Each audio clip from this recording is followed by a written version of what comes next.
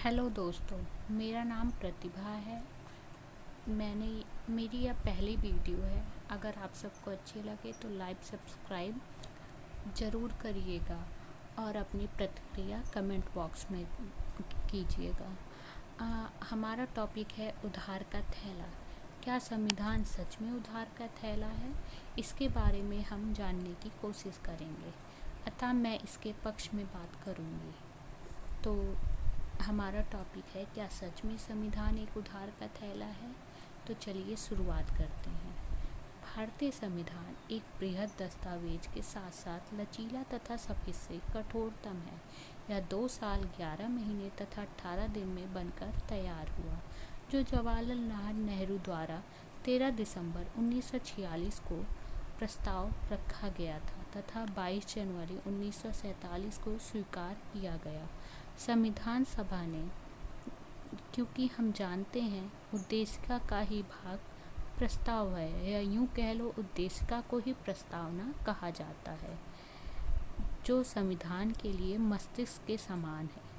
संविधान को एक उधार का थैला कहना पूर्णतः गलत कहा जाएगा, क्योंकि 15 अगस्त 1947 को जब स्वतंत्रता प्राप्त हुई, तब भारत देश बहुत पिछड़ा, विषमता से ग्रसित, विविधतापूर्ण, निर्धनता तथा अज्ञानता से ओतप्रोत जनता के लिए एक संविधान की आवश्यकता थी।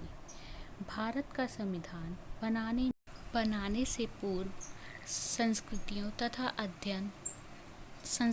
का अध्ययन तथा विभिन्न देशों के संविधानों से मदद ली गई।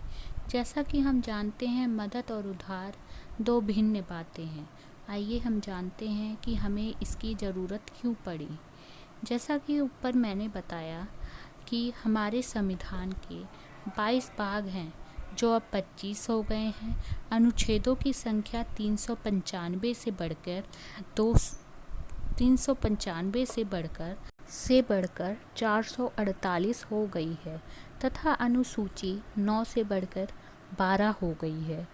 अगर यह उधार का थैला होता तो इनमें परिवर्तन की अपेक्षा न की जाती, परंतु यह परिस्थितियों के साथ यह भी बदला, क्योंकि यह एक जीवंत दस्तावेज है जो अभी तक सफलतापूर्वक चल रहा है।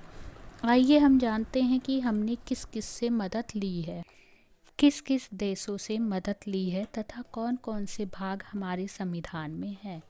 अमेरिका से हमने मौलिक अधिकार लिया है, सोवियत संघ से मौलिक कर्तव्य, दक्षिण अफ्रीका से संशोधन की प्रक्रिया, आयरलैंड से नीति निर्देशक तत्व, ब्रिटेन से संसदीय प्रणाली, फ्रांस से स्वतंत्रता, समानता, बंधुता, या हमने इन सब, और कनाडा से केंद्रीय सरकार, ऑस्ट्रेलिया से प्रस्तावना की भाषा तथा तीनों सूचियाँ, जर्मनी से आपातकाल। इन सब से यह ज्ञात होता है कि भारत का संविधान एक बच्चे के भांति अन्य देशों से संविधान लिखने की कला का विकास किया है, क्योंकि उधार का तात्पर्य किसी चीज़ को पूर्णतः अपना लेना, परंतु मदद से हमें कला को सीखते हैं। संविधान बनाने की क्यों ज़रूरत पड़ी? भारत देश विविधताओं वाला देश है तथा अंग्रेजों द्वारा 200 वर्ष तथा उससे पहले अनेक राजाओं द्वारा अनेक कुरीतियाँ विद्यमान थी तथा शोषणपूर्ण जीवन यापन होता था। तभी हमारे देश को स्वतंत्रता सेनानियों द्वारा तथा वकीलों और कुछ महिलाओं द्वारा प्रारूप का सर्जन हुआ, अतः 1950 को यह बनकर तैयार हुआ, और वह जो 1950 को अपनाया गया तथा इसे अपनाने दिवस को हम गणतंत्र दिवस भी कहते हैं। आइए हम जानते हैं इसकी प्रासंगिकता के बारे में। आज भी संविधान की रचना में कोई भेदपूर्ण नीति देखने को नहीं मिलती तथा संपूर्ण प्रभुत्व संपन्न समाजवादी, लोकतांत्रिक तथा गणराज्य की भूमिका निभा रहा है। अतः यह हमने जाना कि हमारा संविधान कोई उधार का थैला नहीं है। अगर आपको अच्छा लगा हो तो आप अपने सुझाव अवश्य दीजिएगा।